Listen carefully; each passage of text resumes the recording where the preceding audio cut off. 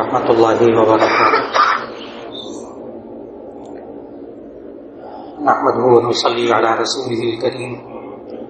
اما بعد فاعوذ بالله من الشیطان الرجیم. بسم اللہ الرحمن الرحیم. الذين ينفقون في السراء والضراء والكاظمين الغيظ والعافين عن الناس والله يحب المحسنين. صدق اللہ العظیم. اللہ رب العزت نے ہم سب کو بہت سی نعمتیں عطا فرمائی ہیں. انسان کو جسم کے اعضاء عطا فرمائے، ان اعضاء کے اندر خصوصیات رکھی. اسی طرح انسان کے اندر اللہ نے جذبات بھی رکھے ہیں.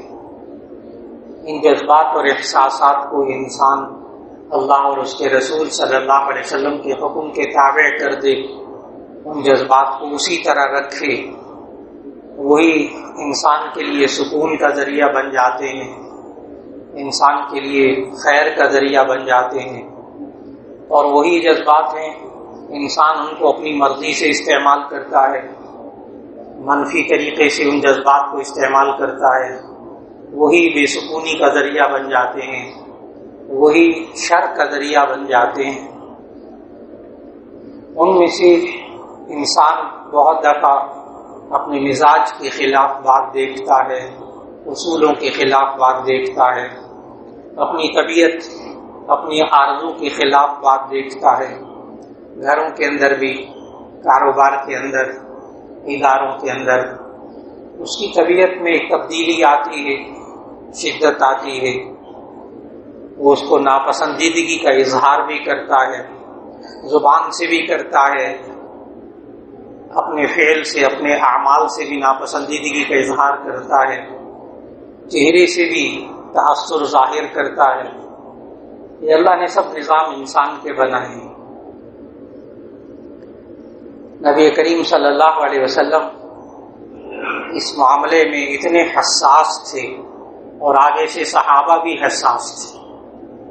جامع ترمذی کی روایت ہے کہ نبی صلی اللہ علیہ وسلم کے بارے میں صحابہ فرماتے ہیں کہ ہم نبی صلی اللہ علیہ وسلم کے سامنے کوئی کام ہوتا دیکھتے تو ہم نبی صلی اللہ علیہ وسلم کے چہرے مبارک کو دیکھتے تھے. اگر وہ اس کام میں کوئی برائی ہوتی تو نبی صلی اللہ علیہ وسلم کے ہم چہرے کے تاثرات سے پہچان جاتے تھے کہ یہ بات نبی صلی اللہ علیہ وسلم کو پسند نہیں ہے. ہم اس بات سے رک جاتے تھے. اور وہاں صحابہ نے جو الفاظ کہے نبی صلی اللہ علیہ وسلم کے لیے کہ نبی صلی اللہ علیہ وسلم حیا کہتے ہیں انسان کوئی بری بات دیکھے تو اس کے دل کے اندر ایک رکاوٹ پیش آئے، اسے حیا کہتے ہیں، جسے ہم اردو میں شرم کہتے ہیں.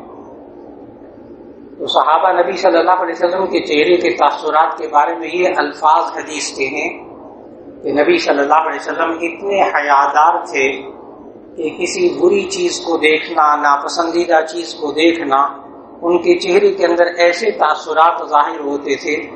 کانا اشد من العذراء، وہ کنواری لڑکیوں سے زیادہ حیا اور شرم والے تھے اس معاملے میں. اتنے حساس تھے کہ چہرے کے تاثرات بدل جاتے تھے. صحابہ اس سے پہچان جاتے تھے کہ یہ اچھی بات ہے یا بری بات ہے.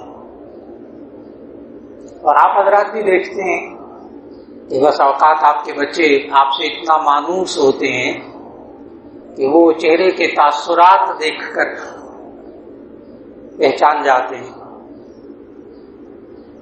بڑے تو بڑے، چھوٹے بچے ہم جب حفظ کرتے تھے، ظاہر ہے 6-7 سال 8 سال کی عمر تھی حفظ کے اندر، تو جب استاد صاحب حافظ صاحب تشریف لاتے تھے درسگاہ میں تو ہم ان کے چہرے کو تاثرات کو دیکھ لیتے تھے. آج استانی جی سے لڑ کے تو نہیں آئے، آج ناراض تو نہیں ہے. اگر دیکھتے کہ وہ مسکراتے ہوئے آ رہے ہیں تو ہم کوشش کرتے تھے ابھی فوراً سبق سنا دو، اس سے پہلے کہ ان کی طبیعت کسی وجہ سے خراب ہو. 7-8 سال کے ہم بچے تھے اور ہم جس دیکھتے تھے کہ آج استاد صاحب مسکراتے ہوئے آ رہے ہیں تو ان کو جلدی سے سبق سنا دو، کیونکہ آج غلطی بھی آ گئی تو معاف. چھوٹے بچے وہ تک ماں باپ کے چہرے کو پڑھتے ہیں اگر انسان ان کو قریب کر لے. یہ اللہ کا نظام ہے، یہ اللہ کا نظام ہے. اس لیے حضرت لقمان علیہ السلام نے جب اپنے بچوں کی تربیت کی تو اس میں انہوں نے چہرے کے تاثرات کی تربیت کی. سورہ لقمان کا دوسرا رکوع پڑھیے گا، اس کا ترجمہ پڑھیے گا کہ اللہ تعالیٰ نے بچوں کے چہروں کے تاثرات کی تربیت کرنے کا سلیقہ سکھایا قرآن مجید میں. سورہ لقمان دوسرا رکوع، جہاں چھوٹے چھوٹے بچوں کی تربیت لقمان علیہ السلام نے کی. یا بنی اقم الصلاۃ وامر بالمعروف وانہی عن المنکر واصبر علی ما اصابک، نماز پڑھنے کا حکم، امر بالمعروف نہی عن المنکر کا حکم. آگے آیت میں ہے ولا تصعر خدک للناس، ولا تصعر خدک للناس. اے میرے پیارے بیٹے، لوگوں کے سامنے منہ پھلا کے مت رہے. اے میرے پیارے بیٹے، لوگوں کے سامنے منہ پھلا کے مت رہے. وہاں مفسرین نے لکھا کہ یہاں لقمان علیہ السلام نے اپنے بچے کی تربیت کرتے ہوئے اس کے چہرے کے تاثرات کی تربیت کی، چہرے کے تاثرات کی تربیت. اور یہ آج پوری سائنس بن چکی ہے. یہ فیس امپریشن، چہرے کا تاثر، پوری ایک سائنس ہے. اور یہ سائنس، یہ جو بڑے بڑے ہوٹلز جن کے بارے میں آپ تعارف رکھتے ہیں، ان کے جو ویٹرز ہوتے ہیں، ان کے جو مینیجرز ہوتے ہیں، ان کو فیس امپریشن کی تربیت کروائی جاتی ہے. باقاعدہ سرٹیفکیٹ کورس ہے کہ گاہک کچھ کہہ دے، کتنی بدتمیزی سے پیش آئے، کیا کچھ کرے، ناراضگی کرے، برا بھلا کہے، بد زبانی کرے، آپ کے چہرے کا تاثر نہیں بدلنا چاہیے. باقاعدہ اس کی تربیت ہوتی ہے. ہوائی جہاز میں یہ ہوسٹس ہوتی، ایئر ہوسٹس، ان کا باقاعدہ سرٹیفکیٹ کورس ہے. اور اگر کوئی ایک ایئر ہوسٹس بھی اپنے چہرے کے تاثرات کو خراب کر لے کسی مسافر کے ساتھ، اس کو گراؤنڈ کر دیا جاتا ہے اگر شکایت ہو جائے. ابھی آپ تربیت لو، چہرے کے تاثرات، چہرہ پہلے منہ ٹھیک کرو، اپنا موڈ نہیں، منہ ٹھیک کرو، چہرے کا تاثر ٹھیک کرو. اس کو لایا ہی نہیں جاتا. بڑی بڑی ایئر لائنز اس پر محنت کرتی ہیں. اور جو یہ پبلک ریلیشن کی جو ڈگریاں ہیں، ماسٹر کی ڈگری پبلک ریلیشن کی، اس میں باقاعدہ یہ پورا چیپٹر ہے کہ پبلک ریلیشن میں لوگوں کو چہرے کا تاثر کیسا ہونا چاہیے. آپ کاؤنٹر پر کیسے بندے کو بٹھائیں، ایسے بندے کو بٹھائیں گے آپ اپنی دکان میں یا اپنی فیکٹری کے ریسیپشن پہ ایسے بندے کو بٹھا دیں جو کڑوا 12 بجے رہتے، ہر وقت لڑنے کو تیار، 10 منٹ میں وہ فیکٹری اور دکان تباہ ہو جائے گی، کوئی آئے گا ہی نہیں. وہاں بڑا سوچ سمجھ کے بٹھاتے ہیں ایسے بندے کو جو خوش مزاج ہو، خوش اخلاق ہو، خوش گفتار ہو، اس کی آواز اچھی ہو، آواز کا اتار چڑھاؤ اچھا ہو، اس کا لہجہ اچھا ہو، اس کے الفاظ کے چناؤ اچھے ہوں. بڑا اس میں بڑی محنت کی جاتی ہے. میں نے کہا پوری سائنس بن چکی. اور نبی صلی اللہ علیہ وسلم کو قربان جائیے چہرے کے تاثرات کہ صحابہ کوئی دیکھتے تھے کہ ناپسندیدہ چیز ہے تو صرف چہرے سے معلوم کر لیتے، زبان ہلانے کی نوبت نہیں آتی تھی.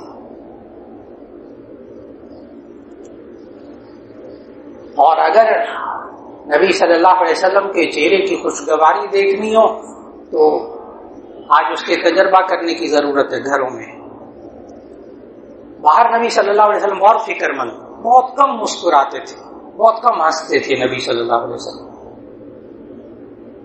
اور ٹہکا لگانا تو بہت ہی کم ہوتا تھا.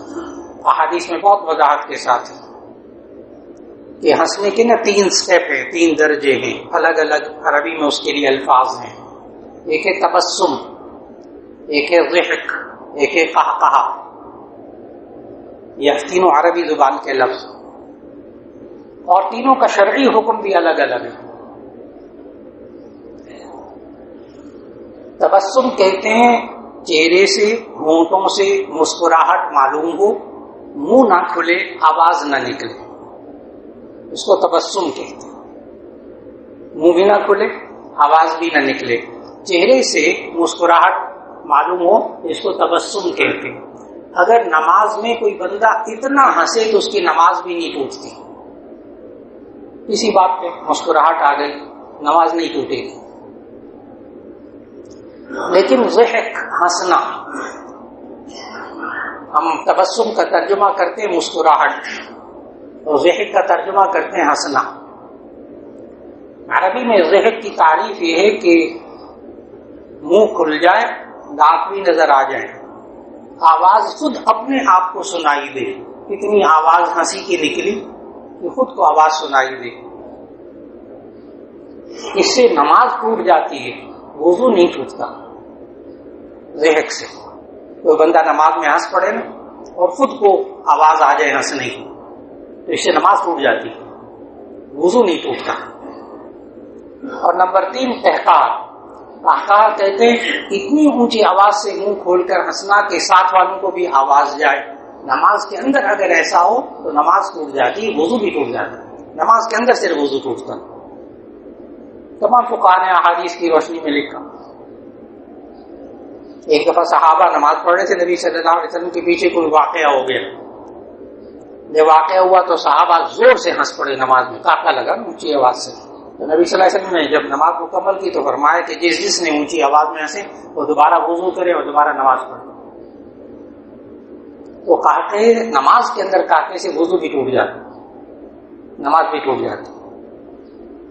نبی صلی اللہ علیہ وسلم زیادہ قہقہے نہیں لگاتے تھے. بہت ہوتا تھا ضحک کہ دانت نظر آ جاتے تھے، داڑھی نظر آ جاتی تھی، بہت کبھی کسی خاص بات پہ ہنستے تھے. ورنہ عام طور پر مسکراہٹ، تبسم، دائم التبسم. اور سب سے مشکل والا جو تبسم اور مسکراہٹ فرماتے تھے نبی صلی اللہ علیہ وسلم، سب سے مشکل. بعض روایات بڑی میٹھی میٹھی ہوتی لیکن عمل بڑا مشکل ہوتا ہے ان کا. وہ حضرت عائشہ رضی اللہ عنہا والی روایت ہے کہ نبی صلی اللہ علیہ وسلم فرماتے ہیں حضرت عائشہ کہ مجھے یاد نہیں ہے کبھی بھی زندگی میں نبی صلی اللہ علیہ وسلم گھر میں آئے اور ان کے چہرے پر مسکراہٹ نہ ہو. میں نے کہا نا میٹھی میٹھی حدیثیں ہوتی ہیں لیکن بڑا مشکل. بار ٹینشنیں، پریشانیاں، فلاں والا، اور گھر میں داخل ہو مسکراتا ہوا بندہ داخل ہو، ساری پریشانیوں کو ایک طرف رکھ کر بڑا مشکل کام اپنے آپ پر قابو پانا. تو نبی صلی اللہ علیہ وسلم گھر میں جب داخل ہوتے تھے تو مسکراہٹ. آج بھی کوئی کر کے دیکھ لے کہ گھر میں داخل ہو جب بھی مسکراتا ہوا داخل ہو. ظاہر ہے آج اگر کوئی کرنا شروع کر دے گا نا چہرے پہ مسکراہٹ لا کر گھر میں، آج کوئی اگر گیا تو اسی صورت میں بیوی پوچھے گی خیر تو ہے؟ ہاں، کیونکہ اس کے چہرے پر بیوی نے کبھی مسکراہٹ نہیں دیکھی. گھر میں داخل ہوتا ہے غصہ، بچوں پہ غصہ، بیوی پہ غصہ، فلاں پہ غصہ، باہر کی ٹینشن ہے. اس لیے وہ بیوی پوچھے گی خیر تو ہے، کیونکہ بہت کم ہو گیا. لیکن نبی صلی اللہ علیہ وسلم کی یہ سنت پر بندہ عمل کر کے دیکھے، بچوں پہ اس کا اثر ہوتا ہے. میں نے ابھی عرض کیا کہ ہم غور سے 6-7 سال کی عمر میں غور سے استاد صاحب کو دیکھتے تھے کہ آج ان کے چہرے پہ مسکراہٹ ہے تو فٹافٹ سبق سنا لو. آج استاد جی غلطی بھی آ گئی تو کچھ نہیں کہیں گے، آج موڈ اچھا ہے. بڑے تو خیر کرتے ہیں، بڑے تو خیال کرتے ہیں، موڈ دیکھ کر بات کرنا. انسان کا چہرہ لوگ پڑھتے ہیں، چہرہ شناسی بچے پڑھتے ہیں، ہمارے اولاد پڑھتی ہے، ہمارے شاگرد پڑھتے ہیں. آج وقت کی بہت بڑی ضرورت، اور نبی صلی اللہ علیہ وسلم نے کسی دوسرے انسان سے مسکرا کر مل لینا اسے بہترین صدقہ قرار دیا ہے.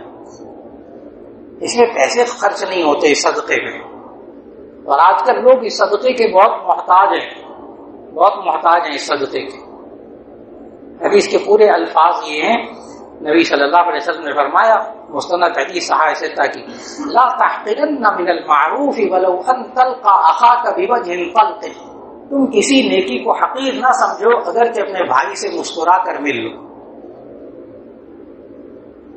خندہ پیشانی سے ملاقات کر لو، یہ بھی صدقہ ہے. آج وقت کا تقاضا کہ انسان اپنے آپ کو، اس وقت بھی ٹینشنیں ہوتی تھی، اس وقت بھی فکریں ہوتی تھی، اس وقت بھی پریشانیاں ہوتی تھی.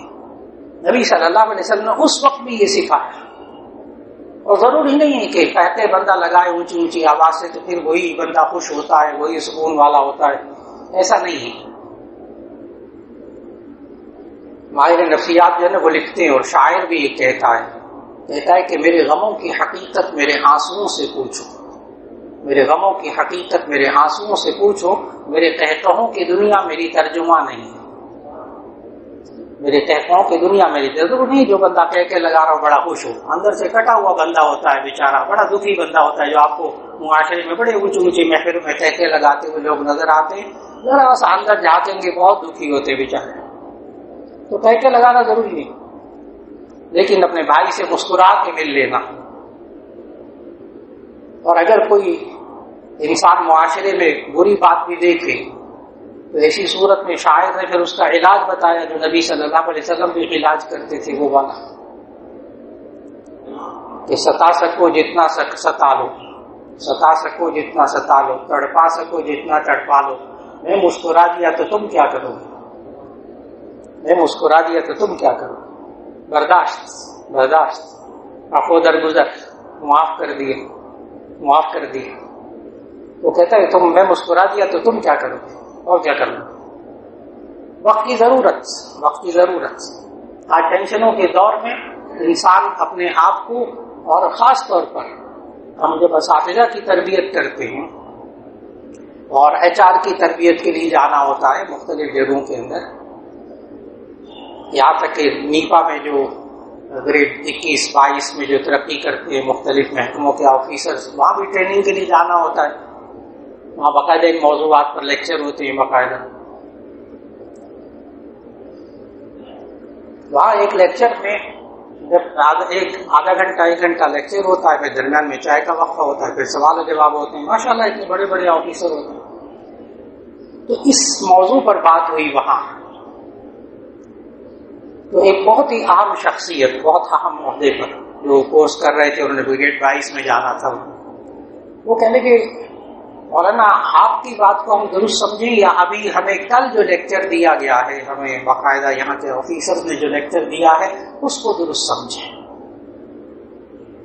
کیونکہ کل ہمیں یہ بتایا گیا ہے کہ آپ آفیسر ہیں، گریڈ 22 کے وہ آفیسر بنیں گے، آپ لوگوں سے ہنس کر بات نہیں کریں گے، آپ اپنے چہرے پر سنجیدگی رکھیں گے، وقار رکھیں گے، آپ کو ان ایٹیکیٹس کا خیال رکھنا ہوگا، اپنے ماتحتوں سے ہنس ہنس کر بولنا، یہ آپ کی روب کو، دبدبے کو ختم کر دے گا اور آپ کا روب نہیں رہے گا، اس لیے آپ افسر بننے تو پھر ایسی صورت میں اپنے چہرے پر سنجیدگی رکھا کر۔ اور آپ آج آ کر لیکچر دے رہے تھے کہ مسکرا کے ملنا صدقہ ہے، ہم ان دونوں میں سے کس بات پر عمل کریں؟ کل جو ہمیں گورنمنٹ کی طرف سے لیکچر دیے گئے، جو سرکاری افسروں نے لیکچر دیے، وہ درست ہے یا آپ جو کہہ رہے ہیں وہ درست ہے؟ تو اس کا جواب ان سے عرض کیا، یہ بہت سے لوگوں کے ذہنوں میں یہ شبہ پیدا ہوگا میری باتوں سے، یہ ان کے ذہن میں بھی شبہ پیدا ہو گیا تھا۔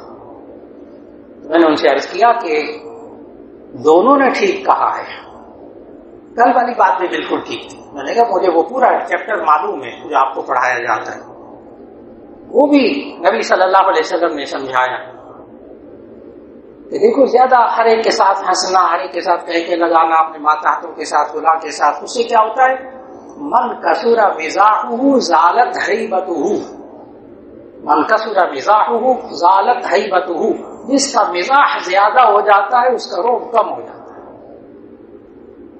جس کا مزاح زیادہ ہو جاتا ہے اس کا روب کم ہو جاتا ہے۔ لیکن ہر وقت ہنسنا، ہر وقت لطیفے، ہر وقت دوسروں کے ساتھ مذاق اڑانا اور یہ چیزیں، یہ انسان کے روب کو ختم کر دیتی ہیں، یہ اولاد کے اندر سے بھی ماں باپ کے روب کو ختم کر دیتی ہیں، جس سیٹ پہ آپ بیٹھے ہیں وہاں بھی آپ کے روب اور دبدبے کو ختم کر دیں گے۔ لیکن ایک ہے کہ آپ کے پاس کوئی مہمان آتا ہے، کوئی آپ سے کام کرانے آتا ہے، اس کے ساتھ مسکرا کے ملنا، اس میں کوئی حرج کی بات نہیں، یہ اس کے خلاف نہیں ہے۔ تو اس لیے ہر وقت ہنستے رہنا یہ انسان کے روب کو، دبدبے کو ختم کر دیتا ہے۔ لیکن جب کوئی ملاقات کے لیے آئے، آپ گھر میں داخل ہوں، اس وقت مسکرا کر ملنے، چہرے پہ پریشانی کے تاثرات نہ ہوں۔ ایک طرف تو آفیسرز کی ٹریننگ میں یہ بات شامل ہے باقاعدہ، دوسری طرف اساتذہ کو جب تربیت دی جاتی ہے، آج اساتذہ بھی جب پڑھانے کے لیے داخل ہوتے ہیں تو گھر کی پریشانیاں، بجلی کے بل، سوئی گیس کے بل سے ذہن کا سوال ہے استاد کے، بچوں کے بچے بیمار، بیوی بیمار، ماں باپ بیمار، مہنگائی، سب چیزیں۔ تو وہاں اساتذہ کی تربیت کرتے ہوئے بھی وہاں ایک جملہ عرض کرتا ہوں، باقاعدہ ان کو لکھواتا ہوں یہ پوائنٹ کہ دیکھو آپ اپنے پاس، آپ استاد ہو، پروفیسر ہو،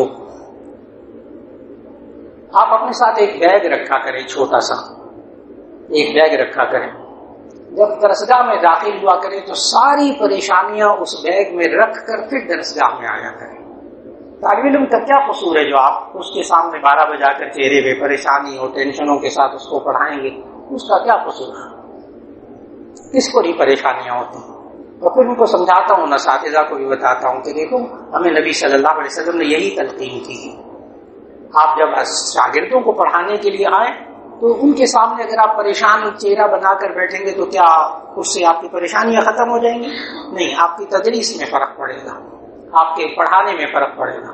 بالکل اسی طرح جب انسان کسی آفس میں جائے، اپنے کام پہ جائے، اپنے دفتر میں بیٹھے، تو تب بھی وہ ایک بیگ اپنے پاس چھوٹا سا رکھے، علامتی بیگ، تاکہ اس میں ساری پریشانیاں وغیرہ ایک طرف رکھ کر پھر داخل ہو. اور ایک سب سے بڑی مصیبت جو ہم نے اپنی جیبوں میں رکھی ہوئی ہے وہ ہمارا موبائل، جو ہمارے منٹ بعد ہمارے مزاج کو بدلتا ہے. منٹ بعد ہمارے مزاج کو بدلتا ہے. ایک کال آتی ہے مزاج کچھ ہو جاتا ہے، ایک کال آتی ہے مزاج کچھ اور ہو جاتا ہے. اس لیے منع کرتے ہیں کہ تدریس کے اندر بھی اس موبائل کو استعمال نہ کیا جائے، پڑھانے کے اندر بھی موبائل کو استعمال نہ کیا جائے. اگر آپ کام کرنا چاہتے ہیں، طالب علم پڑھائی کرنا چاہتا ہے، تو اپنے موبائل کو بالکل ایک طرف رکھ کر پڑھائی کر لے، بہت اچھی پڑھائی کر لے گا. ایک دفتر میں کام کرنے والا، ایک کاروبار کام کرنے والا، یہاں تک کہ بعض گھروں کے اندر میں دیکھتا ہوں کہ ماشاءاللہ بعض گھرانوں کے اندر بعض ماں باپ نے پابندی لگائی ہوئی ہے کہ بیٹا جب دسترخوان پر آؤ، کھانے کے لیے میز پہ ٹیبل پر آؤ، تو اپنے موبائل کو، لیپ ٹاپ کو، سب چیزوں کو وہاں چھوڑ کر آؤ کمرے میں، یہاں بیٹھ کر صرف کھانا کھاؤ تاکہ پوری توجہ سے کھانا تو کھا سکو. آج اس موبائل نے تو انسان کے لیے کھانا کھانا مشکل کر دیا، پانی پینا مشکل کر دیا، کسی سے بات کرنا مشکل کر دیا، کاموں کو مشکل. یہ بہت اچھی چیز، لیکن اس کی بھی ترتیب بنائی جائے. میں نے بتایا کہ ہمارے موڈ اور مزاج کو، ہمارے چہروں کو بگاڑنے والی ایک چیز اور بھی ہے، اور وہ ہے موبائل. اس کا استعمال بھی بہت محتاط طریقے سے. بالکل اسی طرح اگر ہم اپنے اس مزاج کو کنٹرول نہیں کریں گے تو ایسی صورت میں اگلا مرحلہ جو آتا ہے وہ آتا ہے زبان سے اس کا اظہار، جسے غصہ کہتے ہیں.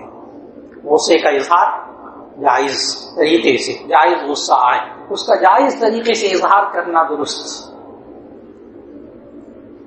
جو شروع میں آیت پڑھی سورہ نساء کی، اس میں اللہ تعالیٰ نے فرمایا وَالْكَاظِمِينَ الْغَيْظَ وَالْعَافِينَ عَنِ النَّاسِ. متقین اللہ کے برگزیدہ بندے وہ ہوتے ہیں جو اپنے غصے پر قابو پانے والے ہوتے ہیں، غصے پر قابو پانے والے ہوتے ہیں. اگر انسان کو اپنی ذات، اپنے ذاتی اصولوں، ذاتی مفاد کے خلاف ہوتا دیکھ کر غصہ آئے، اس پر قابو پانا ہے. اور اگر اللہ اور اس کے رسول صلی اللہ علیہ وسلم کے خلاف کوئی بات ہوتا دیکھ کر غصہ آئے تو اس پر عمل کرنا ہے، لیکن نبوی طریقے سے. اب میں نے نبی صلی اللہ علیہ وسلم کے چہرے کے تاثرات تو وہ سارے بتا دیے. اب دوسری قسم کے تاثرات جو تھے وہ بھی عرض کر دوں. نبی صلی اللہ علیہ وسلم کو اچھا والا غصہ آتا تھا، برا والا غصہ ایک مرتبہ بھی ساری زندگی نہیں آیا. پوری سیرت طیبہ پڑھیں، باریکی سے پڑھیں. برا والا غصہ یعنی اپنے ذاتی مفاد، ذاتی سوچوں، ذاتی کوئی تکلیف پہنچائے اس پر غصہ نہیں، اس پر تو عفو درگزر، اس پر تو عفو درگزر. بڑی بڑی باتیں، فتح مکہ کا موقع، طائف کا موقع، تو ساری سیرت کی کتابیں بھری پڑی. بڑے بڑے موقعوں پر ذاتی تکلیف پہ معاف کر دی، ذاتی تکلیف میں بدلہ بھی نہیں لیا. ساری زندگی نبی صلی اللہ علیہ وسلم نے اپنی ذات کی وجہ سے، اپنے خاندان کی وجہ سے کسی ایک سے انتقام نہیں لیا کبھی. لیکن اگر اللہ کے حکم کے خلاف ہوتا دیکھتے تھے، دینی تعلیمات کے خلاف ہوتا دیکھتے تھے، تو پھر حضرت عائشہ رضی اللہ عنہ کی ایک اور روایت سنانا چاہوں گا کہ جامع ترمذی کی حدیث. حضرت عائشہ رضی اللہ عنہ فرماتی ہیں کہ نبی صلی اللہ علیہ وسلم نے ساری زندگی کبھی اپنی ذات کی وجہ سے انتقام نہیں لیا.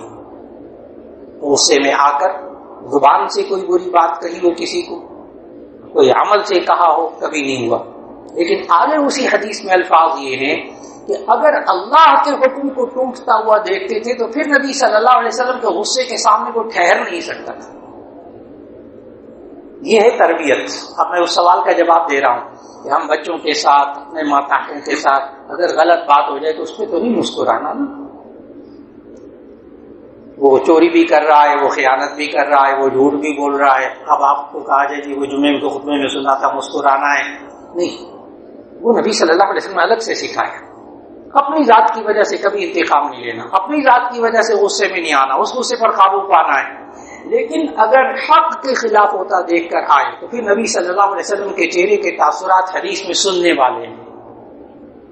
اب یہ بھی جامع ترمذی کی حدیث، ابواب القدر کی پہلی حدیث تقدیر کے بارے میں، کہ نبی صلی اللہ علیہ وسلم گھر سے باہر تشریف لائے تو بعض صحابہ تقدیر کے بارے میں جھگڑ رہے تھے.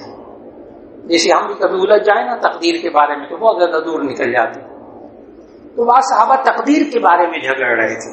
نبی صلی اللہ علیہ وسلم کو غصہ آ گیا کہ بھی اللہ نے یوں لکھا ہے، اللہ نے یوں کیا، اللہ نے یہ کر دیا تو ہمارا کیا قصور ہے. تو تقدیر کے بارے میں جھگڑ رہے تھے. نبی صلی اللہ علیہ وسلم نے دیکھا تو غصے میں آ گئے اور فرمایا کیا میں اس لیے بھیجا گیا ہوں، میں نے یہ تعلیمات سکھائی ہیں تمہیں کہ تم آپس میں ان باتوں میں جھگڑو. اب آگے وہ راوی حدیث کے الفاظ سنانے لگا ہوں، چہرے کے تاثرات.